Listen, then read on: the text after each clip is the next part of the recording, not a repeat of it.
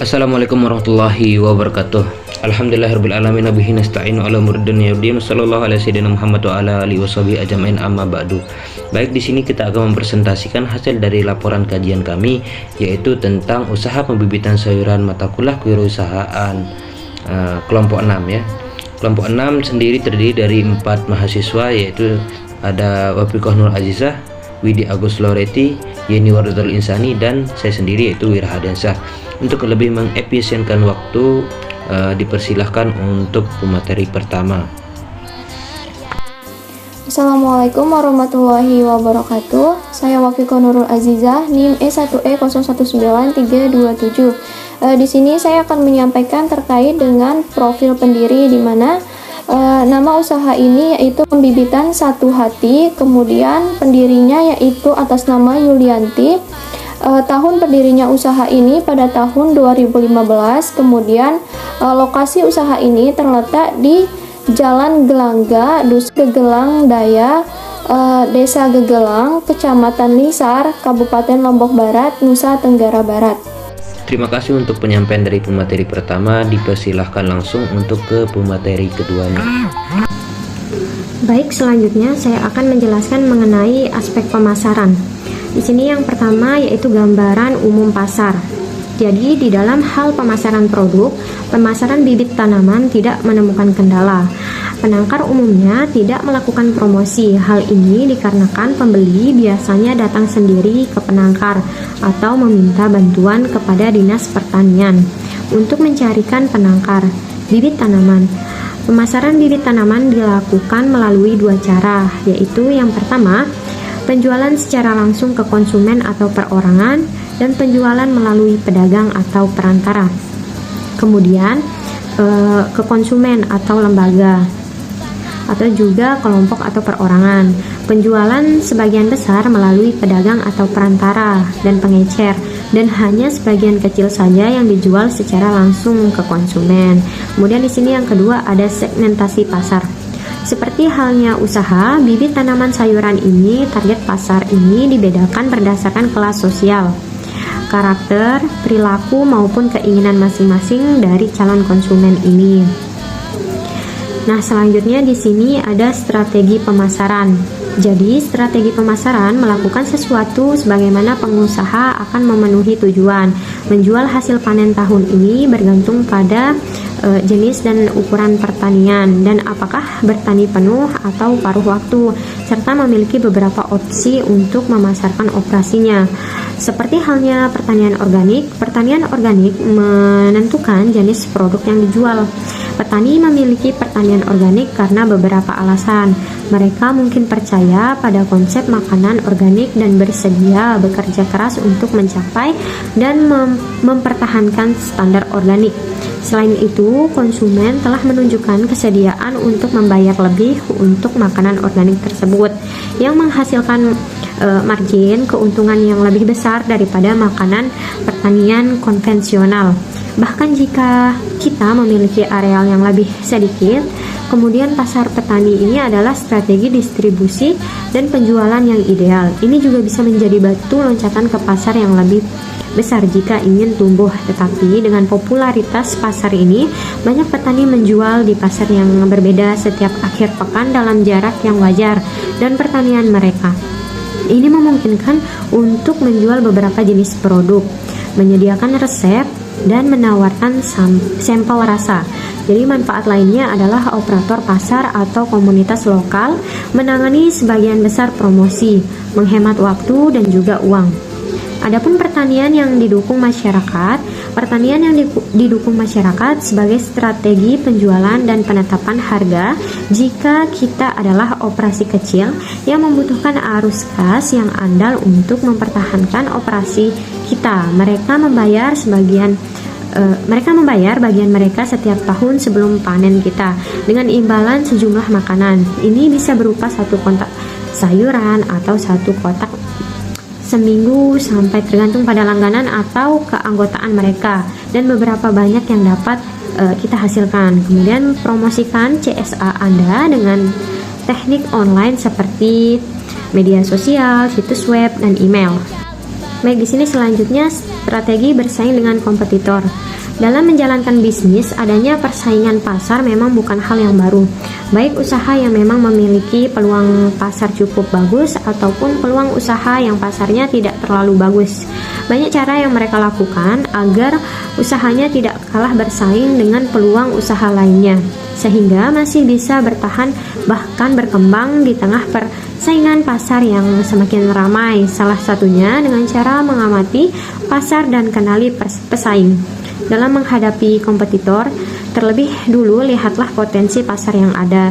Cari tahu siapa pesaing yang kompeten saat itu, sehingga kita tidak salah langkah dalam menentukan strategi dalam mengetahui siapa pesaing kita. Secara tidak langsung menentukan bagaimana cara menghadapinya. Jadi perubahan minat dan kebutuhan para konsumen tentunya menjadi salah satu faktor penting yang perlu kita perhatikan. Selain itu, tonjolkan keunggulan produk dengan cara mempertahankan kualitas produk atau pelayanan prima selama ini, maka kita dapat menawarkan produk kepada konsumen, sehingga loyalitas konsumen terhadap produk kita akan semakin meningkat, serta memahami kelemahan dan kelebihan pesaing. Dengan mengetahui ilustrasi menghadapi persaingan, maka kelebihan apa yang dimiliki pesaing Anda, dan memanfaatkan kelemahan pesaing sebagai peluang untuk memenangkan persaingan pasar. Jadi ciptakan produk yang tidak diciptakan pesaing atau berikan pelayanan yang tidak disediakan oleh pesaing. Sebab dengan menawarkan apa yang tidak dimiliki pesaing, maka peluang untuk memenangkan pasar semakin terbuka. Jadi itu saja yang bisa saya sampaikan. Kurang dan lebihnya saya mohon maaf. Assalamualaikum warahmatullahi wabarakatuh. Baik, di sini saya sebagai pemateri ketiga langsung saja tentang materi tentang aspek produksi dan operasi. Nah, yang pertama di sini sudah ada gambar produk ya. Di sini sudah ada gambar produknya, mulai dari penanaman benih bibit itu sendiri sampai siap edar. Nah, di sini 15 sampai 20 hari sudah disiap dipasarkan. Nah, terus untuk proses produksi itu sudah memiliki 6 tahapan. Nah, di tahapan pertama membuat media berbentuk sosis panjang berisi tanah. Nah, di sini tanahnya sudah dicampur dengan bahan-bahan organik ya. Terus setelah itu dibuat menjadi panjang gitu, dibungkus menggunakan plastik panjang gitu. Terus yang kedua, motong sosis tanah media tersebut maksudnya sampai berbentuk tabung. Nah, terus dipotong menggunakan geragaji itu sampai segini bentuk besarnya lah gitu, besar potongannya. Terus yang ketiga, memasukkan benih ke dalam tabung.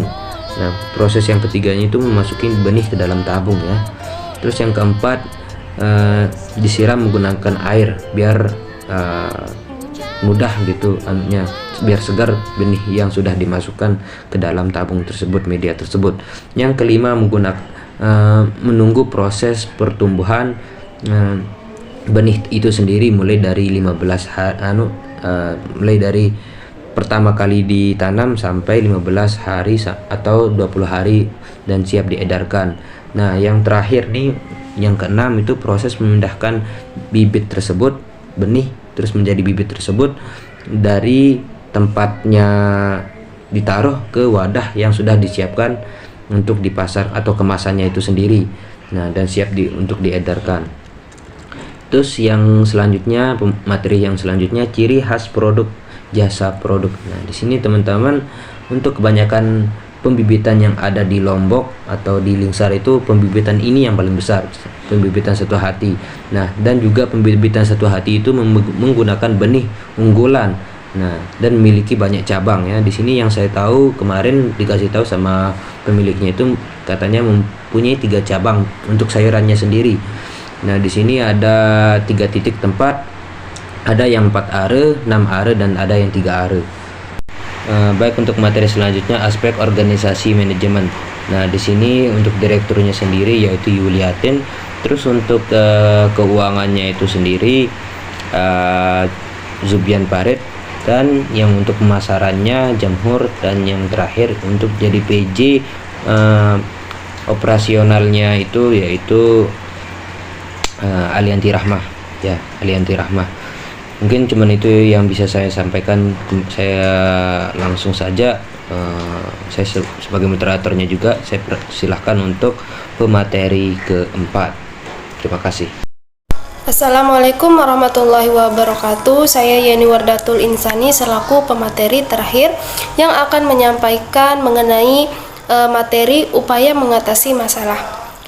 Upaya mengatasi masalah yang pertama di sini adanya informasi dan pengembangan sistem database distribusi pangan sehingga menghasilkan pangan dalam kondisi tepat jumlah dan tepat waktu sesuai dengan pola kebutuhan masyarakat tersebut. Yang kedua, ada menggunakan metode tanam polikultur. Sehingga jika satu komoditas harganya rendah, maka masih ada komoditas lain yang menjadi andalan. Misalnya ketika harga cabai hari ini anjlok, masih ada tomat dengan harga yang stabil. Yang ketiga yaitu ada terdapat fasilitas gedung yang dapat membantu pengusaha menyimpan bibit agar bertahan lama. Dengan ini dapat mengatasi penurunan harga di pasar akibat melimpahnya hasil panen. Yang keempat yaitu adanya manajemen pemasaran yang terpusat. Distribusi yang dilakukan terpusat bertujuan untuk mengontrol dan menghindari kelangkaan produk pertanian tersebut. Sekian yang bisa saya sampaikan. Terima kasih. Assalamualaikum warahmatullahi wabarakatuh.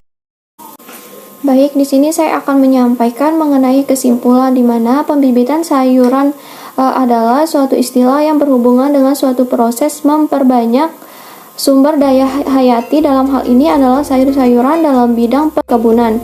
Budidaya sayuran sering dijadikan ladang bisnis untuk meraup keuntungan yang melimpah karena peluangnya yang begitu besar. Di mana di Indonesia sendiri sudah banyak budidaya sayuran yang dilakukan masyarakat dengan berbagai macam jenis budidaya dan sistem pemasaran. Selain dijual sendiri, hasil budidaya sayuran juga bisa disalurkan lagi ke penjual lain untuk diolah dan dijadikan produk tertentu dalam jumlah yang begitu banyak. Selain itu, kegiatan budidaya juga dinilai efektif untuk menjaga kelangsungan hidup sayur-sayuran untuk memenuhi gizi dan nutrisi masyarakat sekitar.